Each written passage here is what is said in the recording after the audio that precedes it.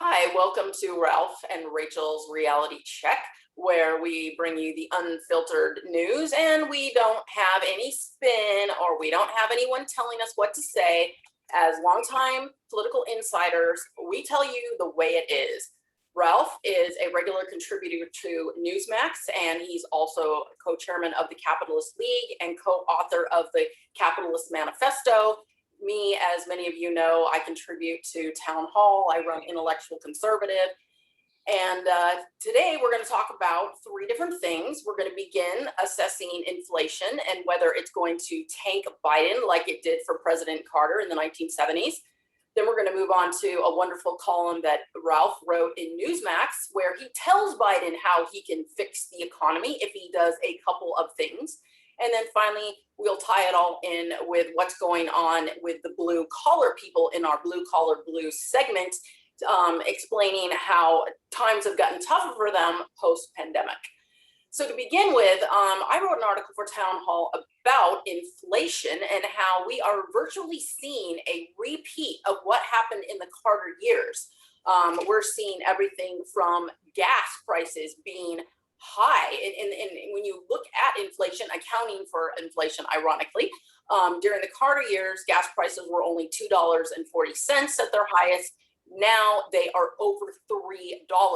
And this has nothing to do with the Colonial Pipeline temporary shutdown. That is back online, and gas prices were already skyrocketing before that happened. Consumer prices are very high. They had the largest yearly increase since 2008.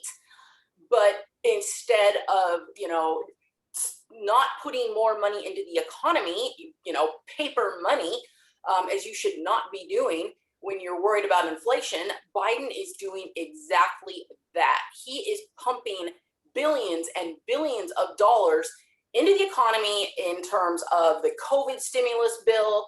And now he's got this other huge infrastructure bill that he's gotten passed finally. That's going to be throwing even more money into the economy. And the problem is he needs to be winding these things down. COVID is ending. We don't need to keep the money flowing anymore because inflation is rising. And when you have people like former Treasury Secretary under Clinton, Larry Summers, former Harvard guy who is not a conservative, when you have people like him saying there is a 2 out of 3 chance that this inflation is going to continue, it's not going to be temporary, that's a really bad sign. But one of the spokespeople for Biden just came out recently and basically said they're not going to do anything about it. They're just going to keep monitoring it. So meanwhile, this is allowed to continue. And who does it hurt the worst? I call it Biden's war on the poor, because when you have all this excess money going out into the economy, and some of it, okay, granted, is a few stimulus checks for everyone here and there, but we haven't received one since March. Who is the increase in prices going to hurt the worst? It's going to hurt the poor and the lower classes, because certain items that we all need, such as food, those prices are going up, and the food stamps aren't going up. How much you get in food stamps is going to stay the same.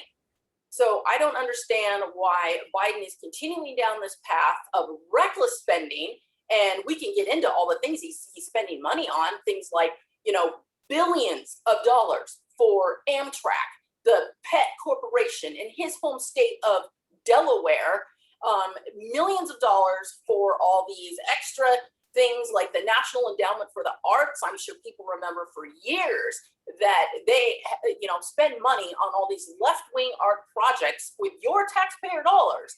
And why is he putting that in a stimulus bill? So anyway, Ralph, what do you have to say about that? Because I know you're not quite as hard on Biden as I am.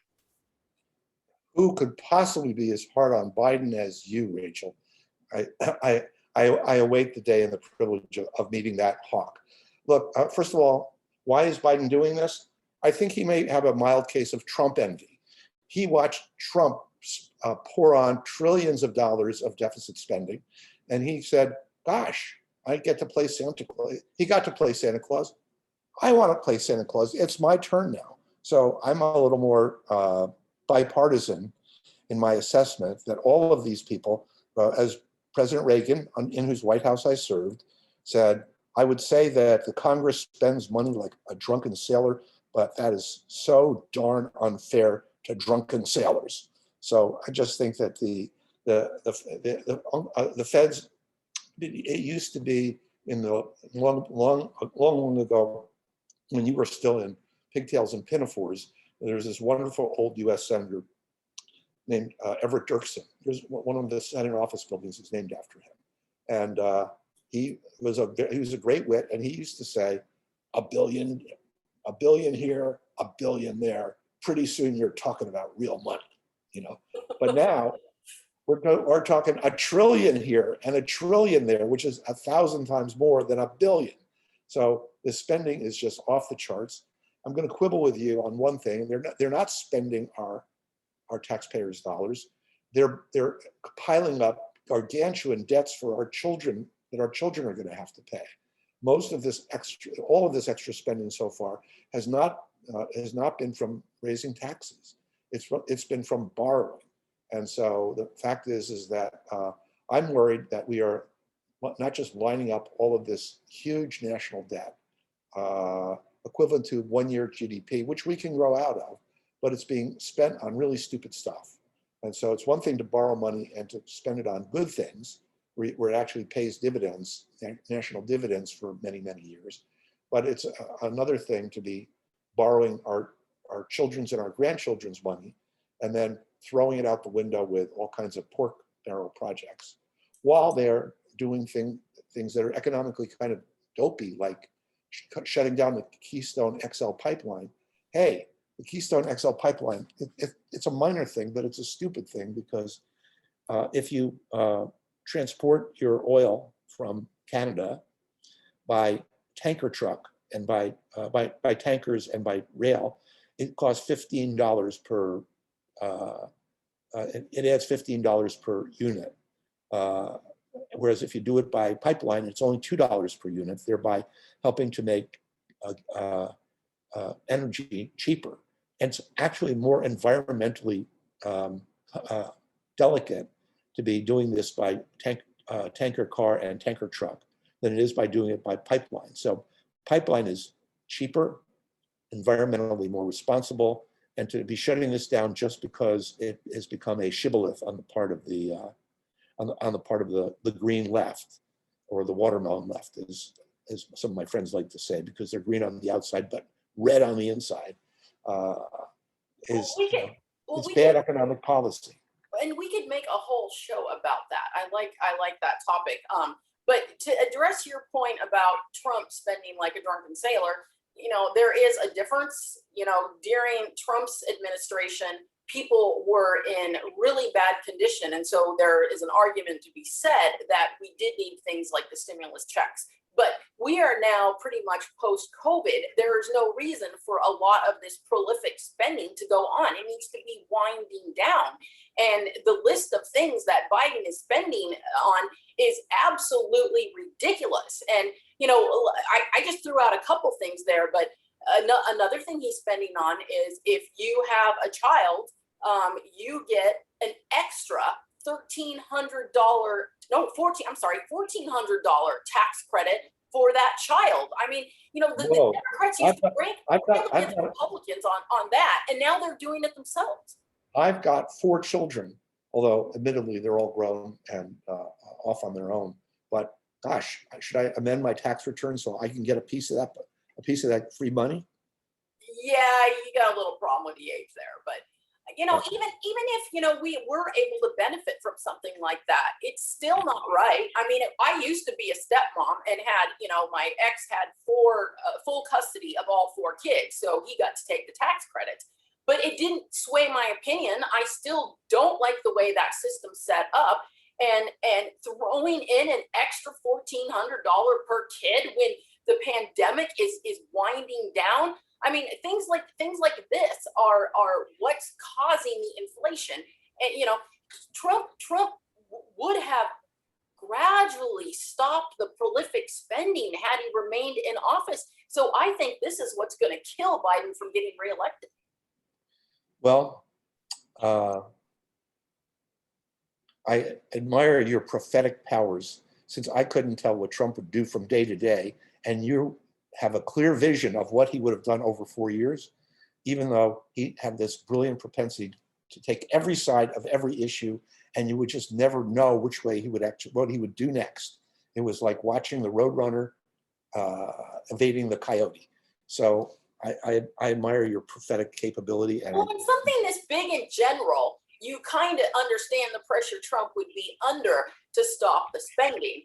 I never saw him opposing anything that would essentially be the equivalent of. I never saw him go after the deficit, whether it was on the tax side, which I would have been opposed to, or on the spending side, which I would have been in favor of, ever. So I am glad that you know that even though he didn't do it even once in his first term of office, that you just know that he would have done it in his. It's not lowering spending. It's not spending as much. That's the difference. Biden wants, trillions for his transportation infrastructure, which we all know isn't really transportation. Most of it's human infrastructure. Right. That's just a joke. That's not infrastructure. And basically, Trump would have allotted less spending. So let's not try to mince words and call this Trump is trying to reduce spending. It's clearly not increasing it as much. Listen, Republicans like to kick money back to their constituents and their donor class through tax cuts, and Democrats like to kick money over to their constituents and their donor class through social spending programs. The so-called transportation bill, and by the way, it hasn't been passed, and I predict they've agreed. They've agreed. It's only going to be $559 billion, though. Right, I hear you, which is down from the 2.1 or 2.2 trillion that he wanted. So I give Joe Manchin and Kristen Sinema enormous props for cutting that monster of a spending bill back down to something. And by the way, just to be fair, and I'm against profligate spending, don't get me wrong. I'm particularly against profligate spending that benefits my political enemies instead of my allies. Okay, that's over that $500 billion is over 10 years. That's $50 billion a year. Okay, I'm not supporting it, but I'm just saying this is Washington playing with throwing around numbers to make a politically theatrical point. In a country that has a $4 trillion a year federal spending, 4,000 billion, Rachel. It's hard to get the mind around. Okay, to increase $4,000 billion a year is the federal spending now, and that includes social insurance like Social Security, which I completely support, and Medicare and so forth and so on. But still, it's a totally bloated defense budget, which I think is preposterous. Adding 50 billion to 4,000 billion is a drop in the bucket. So stop. If you're gonna go into your pearl clutching routine, kindly wear your pearls first. Well, there's plenty of economists out there, not just me, who are saying Biden has, is raising spending just enough, so it is going to result in long-term inflation. So this isn't just me whining. And I do want to pick a bone with you. You said that the Democrats like to give money to their social welfare programs. I just listed off a bunch of stuff like right. Amtrak, their COVID vaccine programs, they're giving money to pet projects, pet poor. This isn't just your standard welfare program. I know, there's no question. You're absolutely right. Good Washington insider. That this is a left-wing pork barrel bill. It is not an infrastructure bill. And yes, there are some things that are pet projects that are not social welfare, like Amtrak, but the vast majority of the spending that he's been pushing are things that benefit the SEIU workers, who are the social workers. And so he wanted to give this massive spending for home-based caregivers who actually belong to the union that was a very important part of his electoral constituency. So I'm disputing you on the economics, but we are in total agreement on the politics of this. This is just pork barrel spending. All right, we could go on and on and on, but I really liked your article. So let's move on to Ralph talking about what Biden can do to turn the economy around. And the best part of your article, in my opinion, was when you talked about what happened to Nazi Germany after it came out of being Nazi Germany and the economy started to recover. Do you want to explain that? Well, I do, but can I just shock our listeners with our big reveal first, and then I'll go into the fascinating deep history. Ready? You're scaring me. And you'd be afraid, Rachel. Be very afraid. I'm just glad this isn't live. Okay. The Reagan tax cuts and the Clinton tax cut, capital gains tax cut, were passed with the enthusiastic support of a very young, obscure United States supply side senator named Joe Biden. Joe Biden voted to drop the top tax rate from 70 to 50%, and then he voted to drop the top tax rate from 50 to 28%, and then under Clinton, he voted to cut the capital gains rate to 20%, all of which were incredibly important in creating the most prosperous era in recent history in America.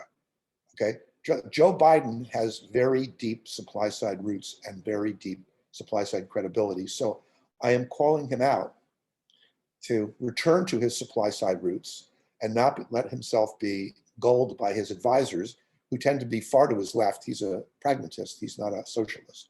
That was Bernie Sanders.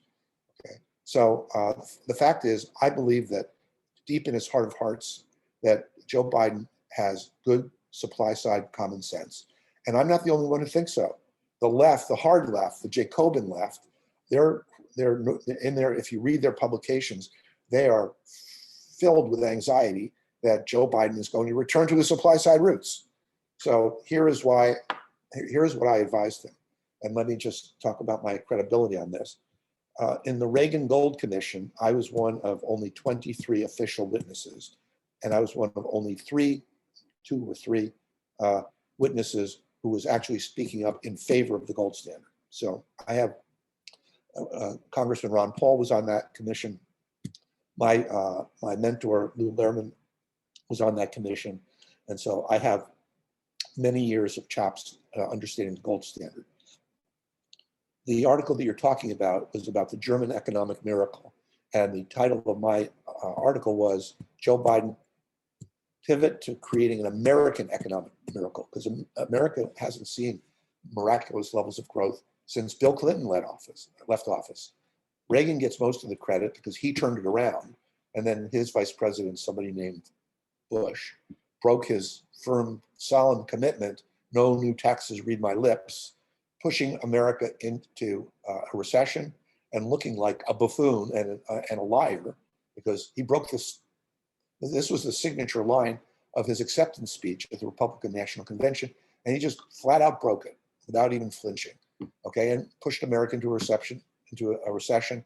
Then Clinton came along with these great economic advisory team, Bob Rubin and others who really understood economics.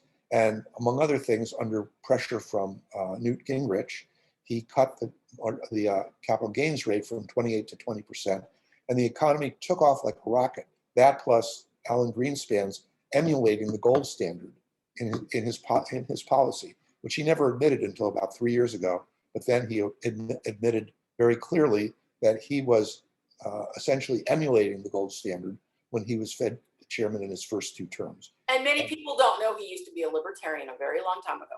He used to be a libertarian a very, very long time ago. So he was even a friend and devotee of Ayn Rand, who's an objectivist, which is the psychotic branch of libertarianism. But they're our crazy uncle in the attic. You gotta love them.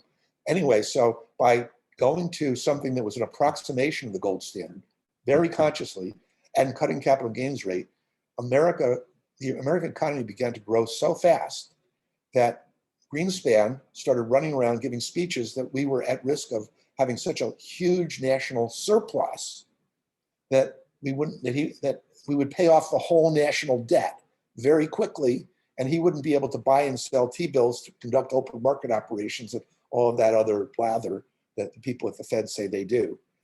But the voters have forgotten, but under Clinton, building on the foundation that Reagan raised with great political courage, created massive growth, grew the private sector by 10 times as much as it created in terms of raising tax revenue. But raising the tax revenue was bringing in literally hundreds of billions of dollars of surplus revenue into the Fed. And give the devil his due, Clinton also kept a cap on spending. So with all of this economic growth producing all of this prosperity, all of these great jobs, and all of this great yummy tax revenue, Clinton not only made the deficit go away, he was running a massive surplus. And so I'm just saying to President Biden, this is not a partisan thing. This is like gravity, rocks fall down. And so if you really want to be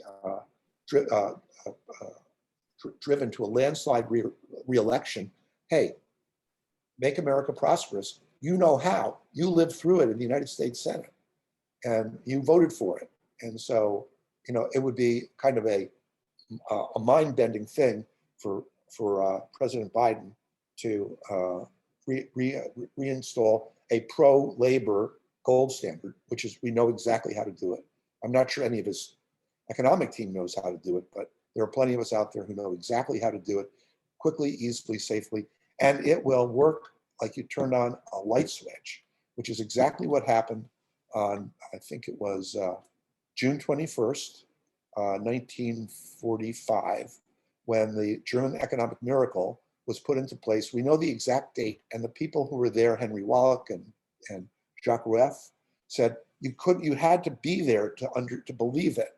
You went from one day with everybody walking around hopelessly looking for an extra scrap of food, okay, to the next day, the shops filled up and people immediately went back to work, because when your money is reliable, like it is, Ludwig Erhard couldn't do the gold standard because there were political constraints, okay? But he was a believer, and he was able, like Alan Greenspan, to emulate a gold standard, and it just electrified the West German economy. And interestingly enough, the East German economy, coming out of the same wreckage, went nowhere because they adopted communism. It was forced down their throats, to be sure, but it just goes to show there are policies that we have a ton of empirical information about how these will create equitable prosperity and jobs, and it set Germany on a course to become the engine of European prosperity, which it is to this very day. It's diluted some of Erhard's genius policies, but just the way Clinton, except for capital gains, diluted some of Reagan's, but they kept the basic infrastructure. Now there's an infrastructure program in place that would allow the economy to blossom and to bloom. So you're basically saying that even though Germany's economy was much worse than ours is now, they were literally able to turn it around instantly, make it booming because of the right policies. So Biden could do this and make us booming, but he's not. And you wait. He's play fair, okay? He's new on this job. He has a very complicated hand that he's been dealt. He has to keep his lunatic fringe hard left base as part of his coalition. The progressives hate what they call neoliberalism. They hate the kind of economic freedom, the low rate, wide base income tax system, and the sound and high integrity dollar. They hate that. You just can't expect anybody. I know. You believe that if Trump had been elected or had been recognized as having been elected, he would have waved his magic wand and bada bing, we would be off on a tear of prosperity like he never delivered in his first term, but somehow magically, Cassandra, you know that he would have done it in his second term and right away. So I admire your faith. It's a very touching quality. Forgive me for being a little more skeptical than your average Trump loyalist. And by the way, I have no animus. I was not a never Trumper. Okay, I was very distressed at what happened after the election on January 6th. But that's not our topic for today. Our topic for today is Biden has been part of was a fellow traveler, if not an active member of the supply side when he was at his height in the Senate. So he does not find this obnoxious. And we have empirical data showing that if he were to go to the gold standard in the right way, and if he was willing to return to the low tax rate policies that made America great again in his day, that he could become an enormously powerful, beloved and transformative president. And the reason that he hasn't done it is he's been dealt a complicated hand. So give him some breathing space and help, as you're so good at doing, the best, help guide his footsteps into the paths of righteousness instead of pistol whipping him. Okay? Okay, I see your point that he's got constraints, so it might be difficult, especially since the left wing doesn't want him going there. But when you talk about him being a supply sider in the 1980s, 1990s, a lot of Democrats, Rostenkowski, I mean, you've listed them off, were much Bradley, Gephardt, yes. The So drop of the top rate from 50 to 28 passed the United States Senate by a 97-3 vote. So you're right. By the way, Ralph, I don't think I've ever told you. When I was in college, one of my classes, which I got an A in, political science class, that's all we studied. You know, the showdown in Gucci Gulch. I mean, Yeah, like Brownstein and Alan Murray and Brownstein. I still got a copy of that somewhere lost in my archives. Yeah. Yeah. So I'm extremely familiar with those days. But the one thing that concerns me is a Democrat like Biden going to stay with that supply side mentality? I mean, you know. Look, there's a great story in the showdown of Gucci Gulch, which I've quoted in my column several times because it's such a great story. And that is at his acceptance speech, Mondale said, "Let me tell you, I'll raise taxes, so will Reagan. He won't tell you, I just did." And the crowd went wild. And Rostenkowski, who was standing right next to him, said, "You got a lot of balls, brother." And Mondale looked at the cheering crowd and said, "I'm going to tax their asses off." And you know what? He went down to lose 49 out of 50 states. And the only reason he didn't lose all 50 was that Reagan was too much of a gentleman to campaign in Minnesota. He didn't want to humiliate him in his own backyard. Okay, Biden was around back then, and so these things are not lost on a wise old codger like him. No, more than anything else, he wants to get reelected, assuming he runs again. Okay, which I expect him to, and he understands that the tax their asses off mission cost Mondale not just the election, total humiliation. Okay, Biden doesn't want total humiliation. He wants to preside over a roaring economy, and he's getting a lot of bad advice about that. But on the other hand, he lived through that. He lived through that back in '84, and I suspect that he can. I'm not promising he will. I'm just saying I believe he can be appealed to, the better angels of his nature. And we need to move on to the blue collar segment, but I just have one more thing I wanted to point out. I have a theory. I think Biden is going to run again, contrary to everyone who says he's too old or whatever. And my theory, okay, comes down to the reason the Democrats chose him is because he is so bumbling that he never comes out and says anything absolutely super far left outrageous. He just sort of plays it safe. And that's why the Democrats went with him, because he wasn't too radical. I think the majority of Democrats think all those other people are mostly too radical. Yes, So well, he makes sense for them. don't use radical as a bad word. Radical means at the root, not hooligan. Okay, he is not a cuckoo bird like the other 16 of them. Okay, and so yes, I totally agree with you. The Democratic base, the Democratic voters are very pragmatic. They want, as candidate Biden once said in the race, people don't want. He was talking about Bernie Sanders. People don't want revolution; they want results.